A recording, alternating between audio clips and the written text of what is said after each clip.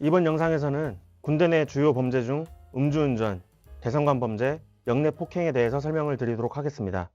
음주교통범죄의 대부분은 음주운전, 음주 측정 거부로 인한 도로교통법 위반, 사고 미조치, 그리고 교통사고로 인한 교통사고 처리 특례법 위반, 특정범죄 가중처벌 등에 관한 법률 위반, 소위 특가법이라고 하는데요. 특가법상에 규정된 위험운전치상죄, 위험운전치사죄, 도주치상죄, 흔히 말하는 뺑소니 범죄가 있습니다. 이 중에서 음주운전 사건에 대해서 자세하게 설명드리겠습니다. 군 장병 여러분, 음주운전을 하게 되면 발생하게 될 불이익은 총 3가지가 있습니다. 첫 번째는 형사처벌을 받게 되는 것이고요.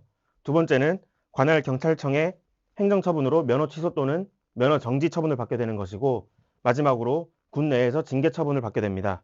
첫 번째 형사처벌입니다. 일명 윤창호법이 개정 및 시행되면서 음주운전에 대한 처벌이 더욱 높아지게 되었습니다. 혈중 알코올 농도 0.03에서 0.08%인 경우에는 1년 이하의 징역 또는 500만 원 이하의 벌금에 처하게 되고요. 표에서 보시는 바와 같이 혈중 알코올 농도가 0.08% 이상 0.2% 미만인 경우에는 1년 이상 2년 이하의 징역 또는 500만 원 이상 1000만 원 이하의 벌금에 처하게 됩니다. 단순 음주운전의 초범이면 일반적으로 벌금형으로 사건이 종결되는 경우가 많은데요. 동종 전력이 10년 내에 한 번이라도 있으면 윤창호법에 따라 가중처벌받게 되는데 법정형이 이렇게 높아집니다. 실무적으로 단순 초범인 음주운전 사건의 경우에는 벌금형으로 끝나는 것이 대부분입니다. 그러나 윤창호법에 따라 10년 내 동종 전력이 있는 경우에는 실제로 실형이 선고되는 경우도 있으며 집행유예 이상이 선고되는 경우가 대부분입니다. 두 번째는 관할 경찰청의 행정처분입니다. 단순 음주운전으로 혈중 알코올 농도 0.03% 이상 0.08% 미만에 해당되면 벌점으로 인한 면허정지 100일, 혈중 알코올 농도가 0.08% 이상이면 면허 취소 처분이 나게 되며 다시 운전면허 시험을 볼 수 있는 기간, 즉 결격기간이 1년이 됩니다. 또한 대인사고가 있는 경우에는 혈중 알코올 농도에 상관없이 면허 취소 및 결격기간 2년이며 재범자의 경우에는 면허 취소 및 결격기간 3년이 됩니다. 마지막으로 뺑소니를 하거나 음주로 인한 사망사고가 발생하면 면허 취소 및 그 결격기간은 5년에 해당되게 됩니다. 세 번째는 징계처분입니다. 국방부 군인군무원 징계 업무 처리 훈령에는 군인들이 음주운전을 했을 때 다음과 같이 처리 기준을 마련해 두었습니다. 단 한 번의 음주운전으로 중징계를 받을 수 있으므로 음주운전은 절대 하시면 안 됩니다.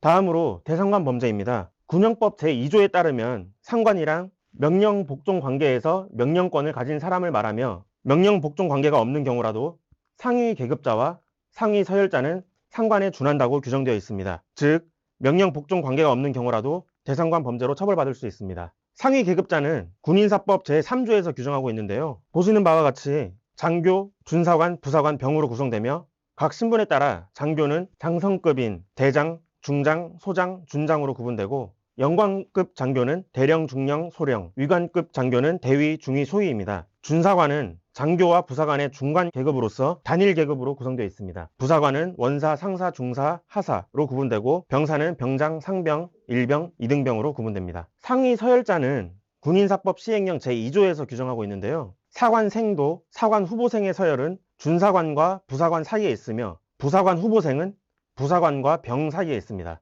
같은 계급에서는 차상위 계급으로의 진급 예정자가 우선하고 그 다음에는 그 계급에 진급된 날짜 순으로 합니다.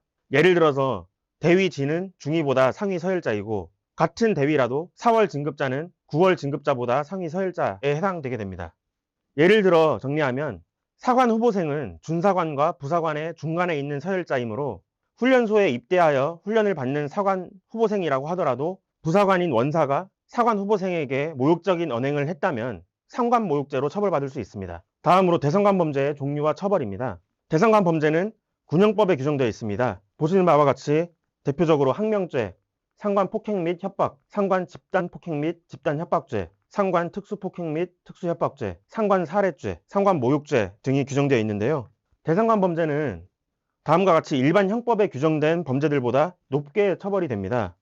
이처럼 일반 형법상의 범죄는 대체로 벌금형이 규정되어 있고 형의 하한이 없거나 낮습니다.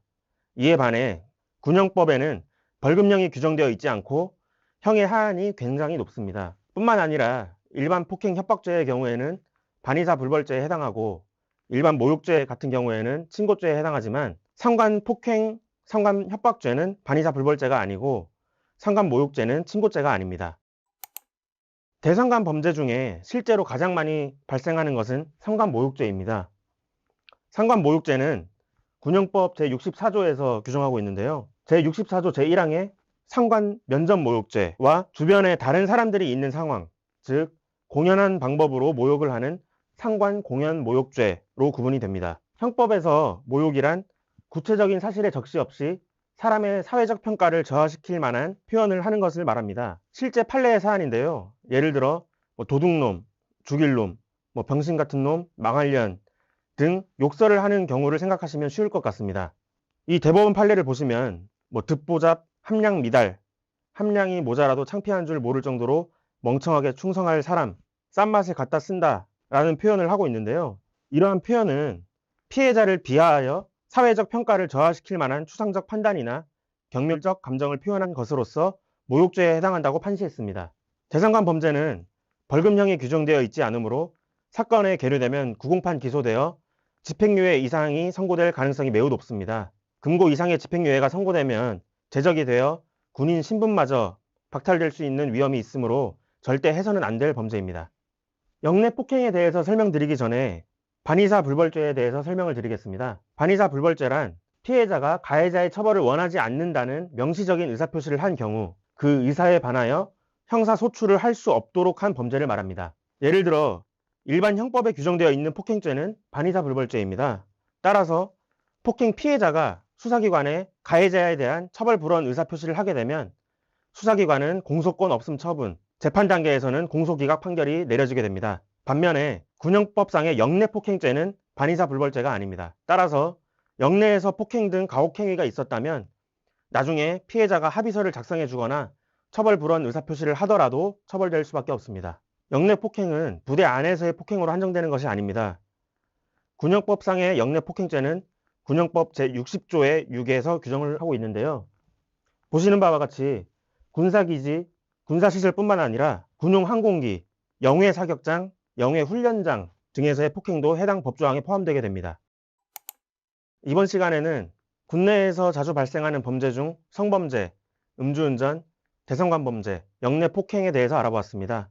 이 외에도 추후 다양한 형사사건들을 정리해서 다양한 컨텐츠로 여러분들을 찾아뵐 수 있도록 하겠습니다. 마지막 영상에서는 문건일 변호사님께서 군 내에서 사건이 발생했을 때 신고하거나 상담받을 수 있는 기관들을 소개해드리고 지금까지 배웠던 내용을 실제 사례를 통해서 정리하는 시간을 갖도록 하겠습니다.